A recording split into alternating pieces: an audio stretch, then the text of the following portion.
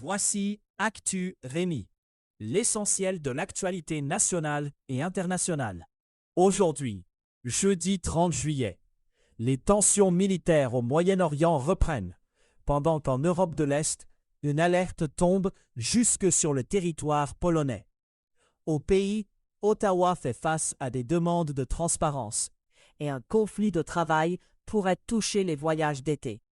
Géopolitique.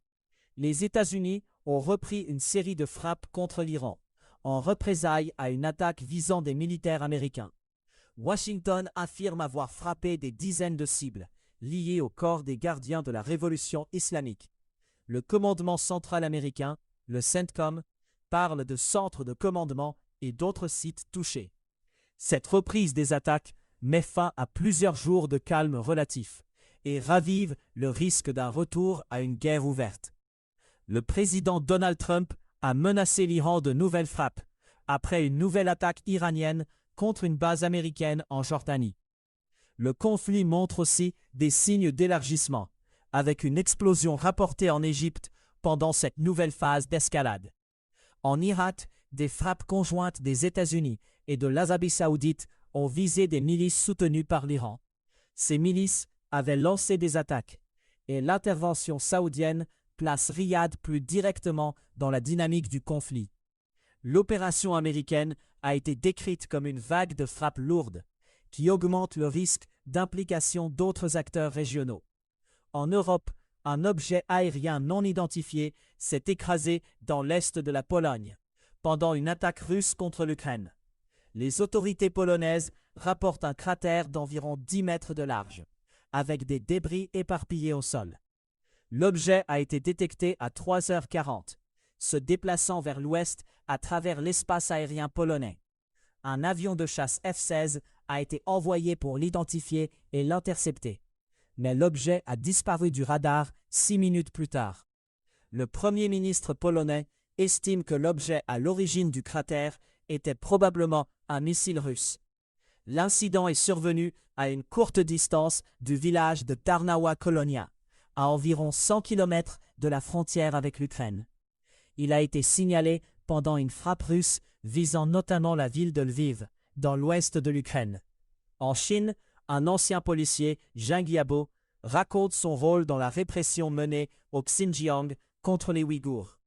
Il décrit le Xinjiang comme une prison géante, pour les Ouïghours visés, mais aussi pour ceux chargés d'appliquer les ordres.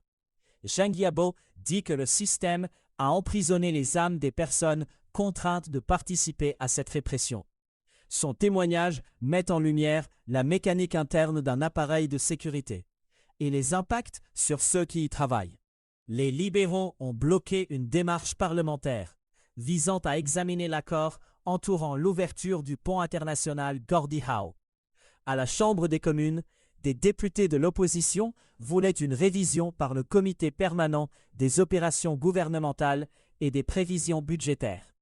Ils réclamaient davantage de transparence sur l'entente liée à ce lien routier majeur entre le Canada et les États-Unis.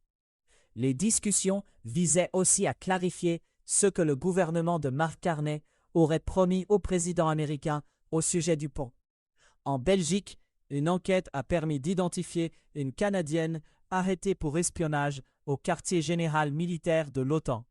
Il s'agit de Biwei Zhang, une ingénieure en système, appréhendée comme stagiaire de l'OTAN, selon la description des autorités belges. Son parcours professionnel laisse entendre des liens antérieurs avec l'Agence spatiale canadienne et Statistique Canada. Des éléments de ses profils de médias sociaux, de sa thèse de cycle supérieur et d'un dossier à la Cour fédérale concordent avec l'identité retenue. Dans le transport aérien, le syndicat représentant 4400 agents de bord de WestJet a remis un préavis de grève de 72 heures. Le geste ouvre la porte à un arrêt de travail possible en pleine saison estivale, une période chargée pour les déplacements. Le conflit de travail vise directement le personnel de cabine, un maillon essentiel des opérations et du service aux passagers. En Alberta, un changement réglementaire doit modifier le coût des avantages sociaux pour les travailleurs qui restent en emploi après 65 ans. À compter de l'automne, les employeurs albertains devront couvrir le coût de l'assurance maladie des employés âgés de plus de 65 ans. La mesure pourrait augmenter la facture des entreprises qui maintiennent des travailleurs expérimentés au-delà de l'âge habituel de la retraite. Science. L'évolution du web se poursuit, avec une tendance marquée vers des contenus conçus pour être lus par des systèmes d'intelligence artificielle. Des outils d'IA répondent déjà à des questions et réalisent des tâches, comme planifier des itinéraires ou préparer de la recherche. Cette transformation déplace une partie du web vers un espace où des machines vont d'abord apprendre avant les lecteurs humains. L'enjeu devient concret pour l'accès à l'information, parce que la présentation, la structure et la découvrabilité des contenus changent. La place du lecteur humain peut se réduire si les pages sont optimisées d'abord pour des réponses automatiques plutôt que pour une lecture complète. Cette mutation du web touche aussi les créateurs de contenu, qui doivent adapter la façon d'écrire et d'organiser l'information. La pandémie de COVID-19 est revenue au premier plan au Sénat américain, dans un climat d'affrontement politique sur ses origines.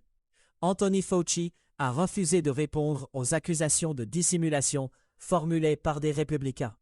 Le sénateur Rand Paul a commenté de manière acrimonieuse la publication récente de 1000 pages de notes et de correspondances de Fauci. Anthony Fauci a pris sa retraite en 2022, après avoir dirigé la réponse médicale américaine pendant la crise sanitaire. L'épisode illustre la persistance d'un débat politique qui continue de s'appuyer sur des documents internes et des auditions publiques. Climat.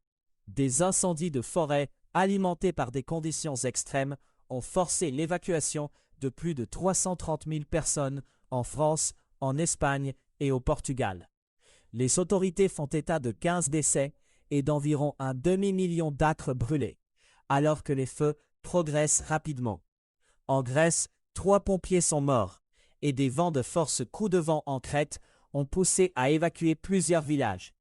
À Madrid, des équipes luttent contre des reprises constantes, avec des départs de feu signalés même après des zones déjà maîtrisées. La vitesse et l'ampleur des incendies mettent les systèmes d'urgence sous une pression maximale, sur plusieurs fronts en même temps. Monde.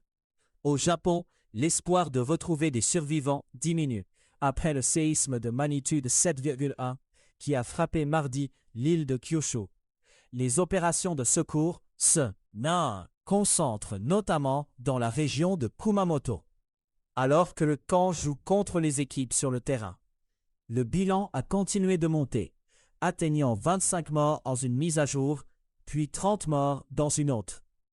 Des soldats et des équipes d'urgence fouillent un centre commercial lourdement endommagé, une papetière et des maisons effondrées.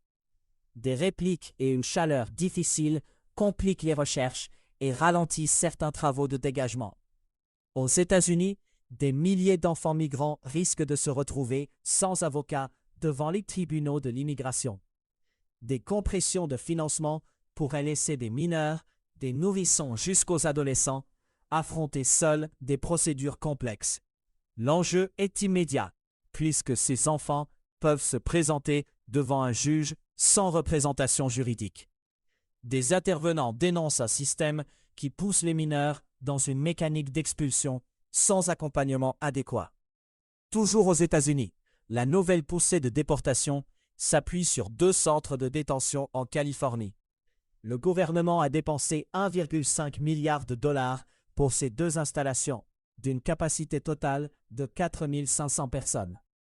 Plusieurs plaintes visent les conditions de détention, avec des signalements de fouilles à nu dans un établissement.